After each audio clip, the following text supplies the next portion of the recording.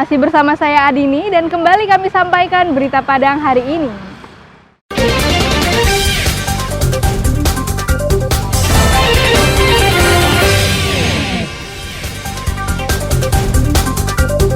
Mahasiswa Universitas Andalas dukung peraturan menteri yang tak lagi mewajibkan membuat skripsi sebagai syarat kelulusan. Hilang di sungai saat menyeberang, Oscar ditemukan sudah meninggal dunia. Lomba layang-layang di Nagari Kasang, Padang Pariaman berlangsung hingga malam hari.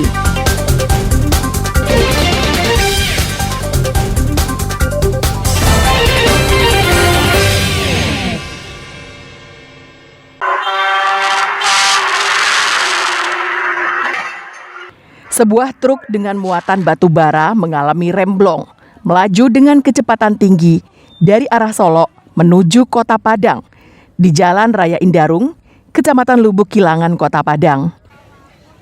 Truk tersebut menabrak 4 warung kelontong dan toko obat yang berada di pinggir jalan raya tersebut.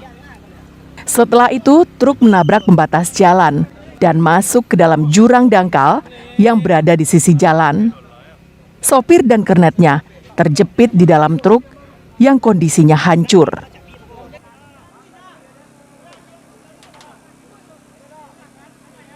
Remblong atau gimana sih, Bang? Remblong kayaknya. Dari atas tadi. Bang, ini apa aja nih yang ditabraknya ini, Bang? Ini toko satu, ini warung 3. Warung apa tuh, Bang? Warung bakso 1, toko obat 1, ini kelontong ada. Proses evakuasi korban berlangsung dramatis. Sejumlah tim SAR gabungan dari Basarnas, Damkar, tentara dan polisi bahu-membahu mengevakuasi korban dari dalam truk. Proses evakuasi berlangsung selama 2 jam dengan menggunakan derek dan alat pemotong baja. Akhirnya, kedua orang korban berhasil dikeluarkan. Sopir truk atas nama Effendi meninggal dunia. Sementara itu, kernetnya yang bernama Sugangga berhasil dievakuasi dalam kondisi selamat. Untuk proses evakuasi ya, itu agak mengalami kesulitan karena ada perubahan bentuk dari kendaraan ya, karena ada bantingan untuk kendaraan yang masuk ke dalam. Kurang ini jurang yang dangkal, jadi ada perubahan bentuk, korban terjepit dan kita usahakan untuk menolong korban. Korban atas nama Novendi dengan keadaan selamat pada pukul 17.15 dan kita bawa ke Rumah Sakit Semen Padang. Terus untuk korban kedua kita berhasil mengeluarkan di pukul 17.50, itu dicurigai korban MD dan kita bawa juga ke Rumah Sakit Semen Padang. Kernet truk selanjutnya dilarikan ke Rumah Sakit Semen Padang untuk mendapatkan pertolongan. Peristiwa ini sempat membuat jalur Padang-Solo macet total karena banyaknya kendaraan yang berhenti untuk menyaksikan peristiwa tersebut. Alfi melaporkan dari Padang.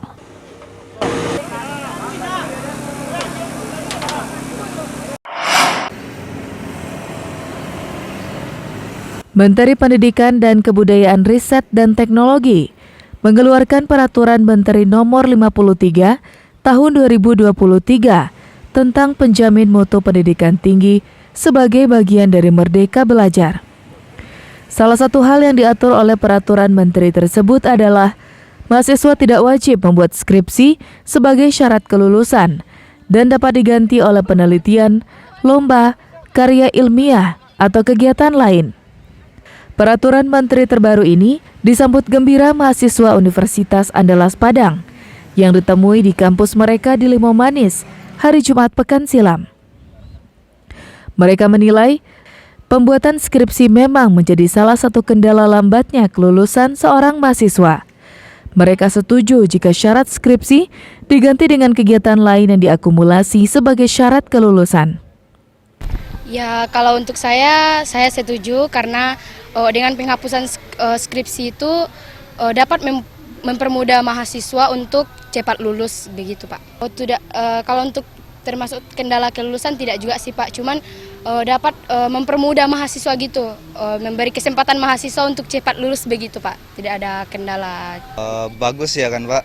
Jadi saya sangat setuju dengan kebijakan baru ini, sehingga nanti para mahasiswa itu yang mungkin kurang suka dalam hal membuat skripsi bisa menyalurkan bakat lainnya dalam berbagai kegiatan, dalam proyek-proyek yang mungkin bisa menyalurkan bakat dan hobinya. Kalau saya sih setuju ya, karena menurut saya skripsi itu cuman membuang waktu dan mahasiswa tersebut tidak menerima manfaatnya itu sendiri.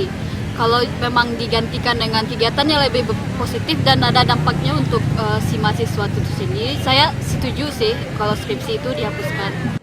Menurut Rektor Universitas Andalas, Yuliandri, pihaknya akan mengimplementasikan permen tersebut berdasarkan kriteria 3 kompetensi, yakni kompetensi sikap, kompetensi pengetahuan, dan kompetensi keterampilan.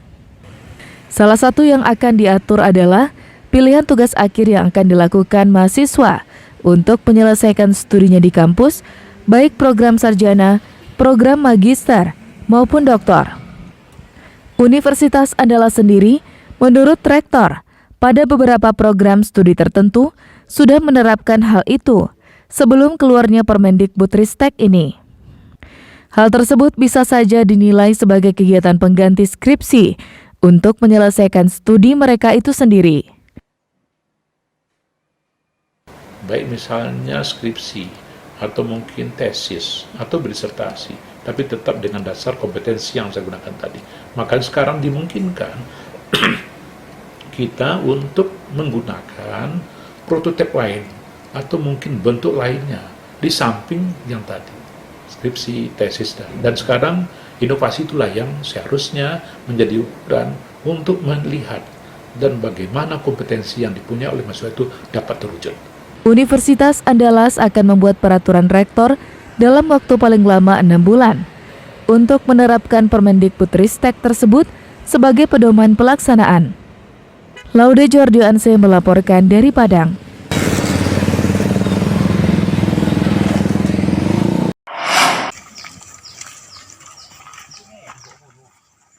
Oscar, 22 tahun, dilaporkan hilang oleh keluarganya di Sungai Sinamar, Kabupaten 50 Kota, Jumat pekan lalu. Sabtu pagi, tim pencari dari Posko SAR Kabupaten 50 Kota dan BPBD mencarinya menggunakan 2 perahu karet. Namun hingga sore, pencarian tak membuahkan hasil. Pada hari kedua pencarian, tim SAR menyusuri aliran sungai hingga ke hilir. Tim pencari yakin korban terbawa arus. Pasalnya, debit Batang Sinamar lebih deras dari biasanya usai diguyur hujan deras sejak beberapa hari yang lalu. Keyakinan tim SAR terbukti. Minggu siang, korban ditemukan tersangkut akar pohon di pinggir sungai dalam kondisi meninggal dunia. Jenazah ditemukan hampir 12 km dari lokasinya menyeberang sungai Batang Sinamar. Korban dievakuasi petugas dan dibawa ke rumah sakit. Setelah itu, jenazahnya diserahkan kepada keluarganya untuk dimakamkan. Korban atas nama Oscar, 22 tahun, warga Sitanang. Dalam kondisi MD, tim SAR gabungan membawa Oscar ke Puskesmas Pakan Rabaa. Sebelumnya korban dilaporkan hilang di sungai saat menyeberang dan diduga terseret arus yang deras. Alfi melaporkan dari 50 Kota.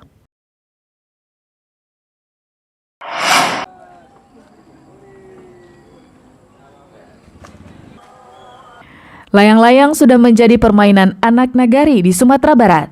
Permainan ini di banyak tempat sering dilombakan dengan berbagai metode penilaian, mulai dari ketinggian, tegak lurus, suara dengungnya, dan ada juga yang lebih dulu masuk awan. Di Nagari Kasang, Kabupaten Padang Pariaman, punya cara tersendiri menentukan juara lomba layang-layang. Seperti yang digelar Sabtu petang pekan lalu, sekitar 800 layang-layang adu kebolehan dalam perlombaan layang-layang yang digelar Ikatan Pemuda Batas Kota atau PBK Sungai Pinang. Di lapangan yang tak begitu luas, masing-masing peserta berusaha menaikkan layang-layangnya sendiri. Didukung angin yang cukup kuat, layang-layang bulat telur dengan ekor pendek ini pun bisa melayang di udara. Untuk menentukan pemenangnya, panitia menilai layang-layang yang paling lama bertahan di udara. Layang-layang yang terakhir turun adalah pemenangnya.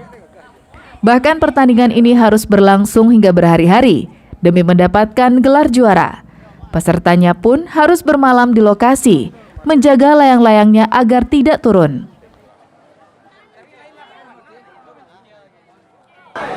Tradisi ini memang beda dari pertandingan yang lain, bahwa pertandingan layang ini siapa yang turunnya lebih lama itulah selaku pemenangnya. Karena ini tradisi turun temurun dari anak nagari. Ini adalah bentuk rasa syukur dari masyarakat atau petani yang hasil panennya melimpah. Untuk mengikuti lomba ini, para peserta tidak dipungut biaya alias gratis. Namun bagi pemenang, panitia menyiapkan hadiah menarik. Alfi melaporkan dari Padang Pariaman.